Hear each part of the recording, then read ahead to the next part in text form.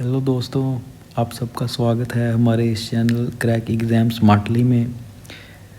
दोस्तों, काफ़ी खुशी की बात है कि एसबीआई की वैकेंसीज निकल चुकी हैं प्रोबेशनरी ऑफिसर्स की।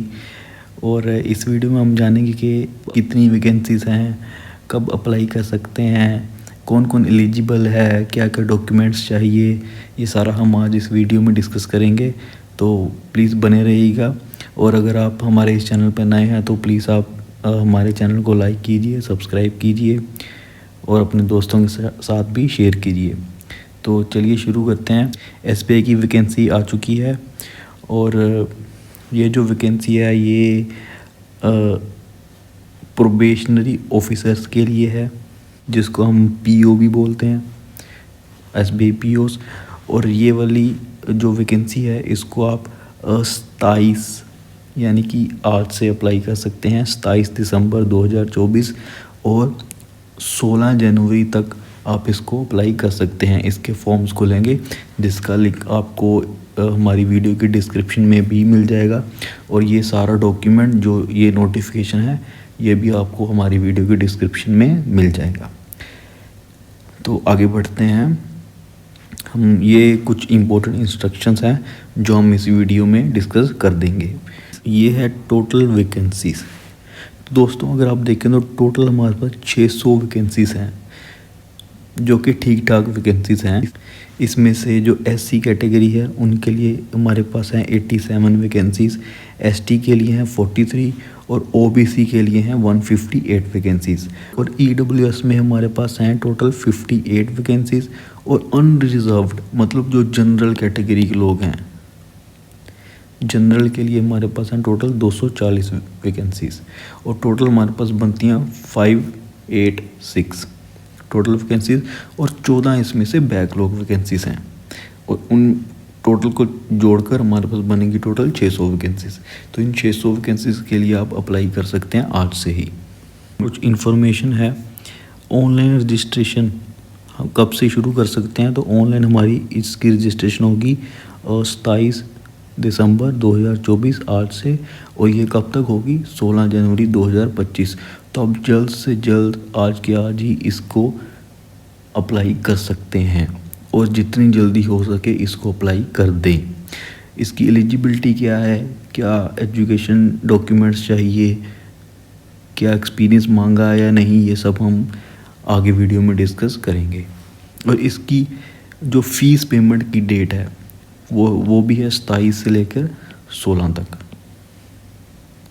इसके जो कॉल लेटर्स हैं वो आपको 3rd और 4th वीक मतलब तीसरे या चौथे हफ्ते में, जो फरवरी का तीसरा और चौथा हफ्ता है उसमें आपको मिल जाएंगे। और जो एग्ज़ाम होगा वो आपको होगा 8 और 15 मार्च को। और इस एग्ज़ाम में एक प्री होगा, मतलब एक प्रिलिमिनरी टेस्ट होगा आपका। अगर वो क्वालिफाई करते हैं, उसको पास करते हैं, तो उसके बाद ही आपका सेकंड जो मेंस एग्ज़ाम है वो लिया जाएगा। और मेंस एग्ज़ाम के बाद एक साइकोमेट्रिक टेस्ट भी रखा जाएगा। ये टेस्ट सिर्फ क्वालिफाइंग होता है, मतलब इसको बस आपने क्वालिफाई ही करना है। इसके मार्क्स जो हैं वो जो आपका फाइनल मेरिट होगी उसमें नहीं काउंट किए जाते। और उसके बाद इंटरव्यूज़ और group exercise means group discussions वगैरह वो वाली चीज़ें रखते हैं ये। तो वो आपका मई जून में होगा ये सारा कुछ। और जो फाइनल रिज़ल्ट होगा वो भी आपका मई या जून के एंड तक में मिल जाएगा नेक्स्ट ईयर। अब हम देखते हैं इसकी एलिजिबिलिटी। सबसे पहले देखते हैं एज लिमिट, कौन कौन सी एज वाले लोग अप्लाई कर सकते हैं। अगर आपकी उम्र 21 से ज़्यादा और 30 से कम है तो आप इस एग्ज़ाम को अप्लाई कर सकते हैं। और आपकी जो उम्र है वो देखी जाएगी 1 अप्रैल 2024, मतलब 1 अप्रैल 2024 को आप अगर 21 से ज़्यादा थे और 30 से कम थे तो आप इस एग्ज़ाम को अप्लाई कर सकते हैं। ये है जनरल वालों के लिए, मतलब जो अनरिजर्व्ड कैटेगरी है उनके लिए। जो बीसी कैटेगरी है मतलब ओबीसी, नॉन क्रीमी लेयर, उनको 3 साल की रिलैक्सेशन दी गई है। मतलब वो इनमें से +3 ईयर कर सकते हैं। मतलब उनके लिए जो मैक्सिमम लिमिट होगी वो होगी 33 ईयर्स। ऐसे ही एससी और एसटी के लिए वो 5 साल ऐड कर सकते हैं, मतलब 5 साल की रिलैक्सेशन दी गई है। जो पीडब्ल्यूडी कैंडिडेट्स हैं, मतलब पर्सन विद डिसेबिलिटीज़, उनके लिए जो अनरिजर्व्ड हैं उनके लिए 10 साल, ओबीसी के लिए 13 ईयर्स 13 साल और एससी एसटी के लिए 15 साल की रिलैक्सेशन दी गई है। जो एक्स सर्विस मैन है, जो पहले ही किसी गवर्नमेंट सेक्टर में काम करते हैं, उनके लिए 5 साल की रिलैक्सेशन दी गई है। तो इसमें से मैक्सिमम एज में से वो ये वाली चीज़ें ऐड कर सकते हैं जिनको एज में रिलैक्सेशन लेनी है। आगे चलते हैं तो हम देखते हैं एजुकेशनल क्वालिफिकेशन क्या चाहिए, मतलब कौन सी पढ़ाई चाहिए, क्या डिग्री चाहिए आपको इस एग्ज़ाम को फिल करने के लिए। तो अगर आपके पास कोई भी ग्रेजुएशन है किसी भी डिसिप्लिन में, मतलब किसी भी फील्ड में, किसी भी कोर्स में अगर आपके पास कोई भी ग्रेजुएशन है तो आप इस एग्ज़ाम को अप्लाई कर सकते हैं।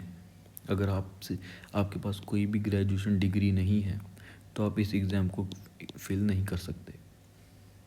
ठीक है, तो आगे चलते हैं। तो सिलेक्शन प्रोसीजर में हम देखेंगे कि इसके एग्ज़ाम में क्या क्या आएगा, क्या क्या स्टेप्स होंगे, कितने एग्ज़ाम्स होंगे। तो सबसे पहले तो आपका एक प्री होगा। तो प्री में आपको 3 चीज़ें आएंगी। सबसे पहले इंग्लिश, क्वांट मतलब मैथ्स, रीजनिंग। और इंग्लिश में आएंगे आपको 40 क्वेश्चन, एप्टीट्यूड में आपको आएंगे 30 और रीजनिंग में आएंगे 30। तो एक क्वेश्चन 1 मार्क्स का होगा, मतलब टोटल आपके 100 क्वेश्चंस आएंगे और 100 मार्क्स के ही होंगे वो। और इनमें से आपको अलग अलग टाइम ड्यूरेशन है, मतलब हर एक सेक्शन की, जैसे ये 3 सेक्शन है तो हर एक सेक्शन के लिए आपको अलग से 20-20 मिनट ही मिलेंगे। लेकिन जो आपकी कट ऑफ होगी वो ओवरऑल कट ऑफ देखी जाएगी, मतलब आपको सेक्शनल कट ऑफ नहीं मिलेगी। देयर विल बी, यहाँ पे लिखा हुआ है कि आपके पास सेक्शनल कट ऑफ नहीं होगी, मतलब आपको बस ओवरऑल कट ऑफ क्लियर करनी है। आपको हर एक सेक्शन की अलग से कट ऑफ क्लियर करने की ज़रूरत नहीं पड़ेगी। प्री के बाद अगर आप प्री को क्वालिफाई कर लेते हैं तो प्री के बाद आपका होगा मेंस एग्ज़ाम। और मेंस में आपको आएंगे 4 सेक्शन। पहला आएगा रीजनिंग और क्वांट, मतलब रीजनिंग और एप्टीट्यूड। इसमें आपको कंप्यूटर के क्वेश्चंस भी पूछे जाएंगे। उसके बाद आएगा डेटा एनालिसिस एंड इंटरप्रिटेशन, इसको हम जनरली बोलते हैं डीआई, मतलब इसमें से आपके कुछ ग्राफ्स जैसे पाई चार्ट, बार चार्ट वगैरह उससे क्वेश्चन आएंगे। और उसके बाद आएगी आपको जनरल नॉलेज। और मोस्टली जो बैंकिंग एग्ज़ाम्स हैं ना, उसमें इकोनॉमी और बैंकिंग के रिलेटेड ही जनरल नॉलेज के क्वेश्चन पूछे जाते हैं। तो आप इसको अच्छे से प्रिपेयर कीजिए, क्योंकि ये सेक्शन अकेला 60 मार्क्स का है, 60 मार्क्स का। और उसके बाद हमारे पास है इंग्लिश। तो ये टोटल 4 सेक्शन आपको मेंस में मिलेंगे। तो टोटल जो क्वेश्चन होंगे वो होंगे हमारे पास 170 और 200 मार्क्स का होगा। और टोटल हमें मिलेंगे 3 घंटे। और यहाँ पर भी अलग सेक्शन के लिए अलग टाइम मिलेगा। जैसे रीजनिंग और एप्टीट्यूड के लिए हमें मिलेंगे 50 मिनट, डीआई के लिए हमें मिलेंगे 45 मिनट, जनरल नॉलेज के लिए हमें मिलेंगे 45 और इंग्लिश के लिए हमें मिलेंगे 40 क्वेश्चन। और इसके बाद इसी मेंस के एग्ज़ाम के टाइम, मेंस के पेपर के टाइम आपका एक डिस्क्रिप्टिव पेपर भी होगा। डिस्क्रिप्टिव मतलब आपको कुछ ऐसे एप्लीकेशन लेटर रिपोर्ट ऐसा कुछ एनालाइज करने के लिए दिया जाएगा, जो आपको वहाँ पे लिखना होगा, मतलब आपको कंप्यूटर पे टाइप करना है। कुछ आपको क्वेश्चन मिलेगा तो उसको आपने टाइप करना है, तो वो आपका 50 मार्क्स का होगा, जिसके लिए आपको 30 मिनट मिलेंगे। टोटल आपका 250 मार्क्स का टेस्ट होगा मेंस का। और इसके लिए आपको सेक्शनल कट ऑफ क्लियर करनी पड़ेगी। प्री और मेंस में आपके पास 1/4 जो है वो नेगेटिव मार्किंग होगी, मतलब इसमें नेगेटिव मार्किंग भी है। तो क्वेश्चंस आपको गलत जो क्वेश्चन होंगे वो नहीं मार्क करने हैं आपको। ये तो मतलब आपको वैसे पता ही होगा ये वाली बात। और जो फेज़ 3 है ना, उसमें आपके जो सेक्शन होगा वो होगा साइकोमेट्रिक टेस्ट का। मतलब इसमें जो फेज़ 3 में 3 चीज़ें होंगी आपकी। पहले होगी साइकोमेट्रिक टेस्ट, जिसमें एक आपका साइकोमेट्रिक टेस्ट लिया जाएगा जो आपकी पर्सनैलिटी को मतलब आपकी पर्सनैलिटी को टेस्ट करते हैं। फिर उसके बाद होगा ग्रुप एक्सरसाइज, जिसमें मोस्टली ग्रुप डिस्कशन वगैरह करवाई जाती हैं। और उसके बाद फाइनल आपकी पर्सनल इंटरव्यू होगी। और ये पूरा सेक्शन आपका होगा 50 मार्क्स का। इसको आपने बस क्वालिफाई करना है। ये वाले 50 मतलब इस सेक्शन में आपके जितने भी मार्क्स आते हैं ना, उसको हम मेरिट लिस्ट में काउंट नहीं करेंगे। मतलब बस आपको क्वालिफाई करना है ये वाला। उसके बाद फाइनल लिस्ट जो आएगी उसमें सिर्फ और सिर्फ आपके मेंस के मार्क्स ही गिने जाएंगे, सिर्फ और सिर्फ मेंस के। इसमें जो फेज़ 1 और फेज़ 3 था उसके मार्क्स काउंट नहीं होंगे, वो बस क्वालिफाइंग है। अब देखते हैं इसकी सैलरी क्या होगी। तो दोस्तों अगर आप इस एग्ज़ाम को पास कर लेते हैं, क्रैक कर लेते हैं, तो आपकी जो बेसिक सैलरी है वो होगी 48,480 रुपये। और ये सिर्फ़ और सिर्फ बेसिक सैलरी है। मतलब इस बेसिक सैलरी से आप शुरू करेंगे। उसके बाद आपके DA, HRA, CCA, PF, provident pension fund, ये सारी चीज़ें ऐड होकर आपका लगभग जो मुंबई का है उसमें आपकी सीटीसी हो जाएगी लगभग 18 लाख। और अब इसकी फ़ीस की बात कर लेते हैं। कितनी फ़ीस लगेगी आपकी? जो अनरिजर्व्ड कैटेगरीज़ हैं, अनरिजर्व्ड मतलब जनरल कैटेगरीज, ईडब्ल्यूएस और ओबीसी कैंडिडेट्स, उनके लिए फ़ीस है 750 रुपये। उनको 750 रुपये पे करने पड़ेंगे फॉर्म को फिल करने के लिए। और जो एससी, एसटी और पीडब्ल्यूडी कैंडिडेट्स हैं, मतलब पर्सन विद डिसेबिलिटी, उनके लिए ज़ीरो फीस है। मतलब उनको कोई भी पैसा नहीं देना पड़ेगा इस फॉर्म को फिल करने के लिए। तो दोस्तों आपके पास काफ़ी अच्छा मौका है।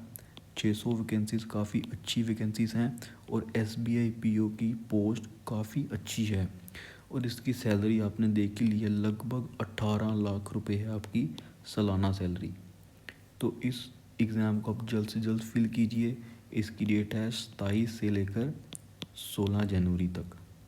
तो दोस्तों उम्मीद करता हूँ आपको हमारी वीडियो अच्छी लगी होगी। अगर हमने आपकी थोड़ी सी हेल्प की है तो प्लीज़ लाइक, शेयर और सब्सक्राइब ज़रूर कीजिए। Thank you so much.